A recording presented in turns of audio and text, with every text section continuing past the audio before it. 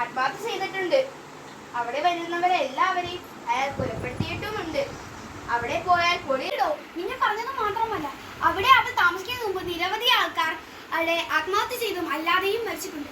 ആ കെട്ടിടം പണിത ആൾ തന്റെ കൊച്ചിനെയും ഭാര്യയെയും ശവശരീരം കൊണ്ടുവന്ന് മൂടിയിട്ടുണ്ട്. വാക്കുതർക്കങ്ങളുടെ ഇടയിൽ അദ്ദേഹം അവരെ കൊലപ്പെടുത്തി. മൃതശരീരം മറക്കാൻ സ്ഥലമില്ലാതായപ്പോൾ അദ്ദേഹം അവരെ ആ കെട്ടിടത്തിൽ കൊണ്ടുവന്ന് കുഴിച്ചു മൂടി. അന്ന് നമ്മൾക്ക് എന്തായാലും അവിടെ പോകണം, നല്ല രസമായിരിക്കും. എങ്കിൽ നമുക്ക് ഇപ്പോൾ ഞാൻ റെഡി. എനിക്ക് പോവാൻ താല്പര്യം. ഞാൻ വരാം. ഞങ്ങൾ നിന്നെ നിർബന്ധിക്കൊന്നുമില്ല. നിനക്ക് വേണമെങ്കിൽ നീ വന്നാൽ മതി. അത് നിങ്ങൾക്ക് അറിയാവുന്നതല്ലേ. നിങ്ങൾ പോകുന്നോണ്ട് ഞാൻ വരും. എനിക്ക് ഇങ്ങനെ ഒരു പേടിത്തൊണ്ടി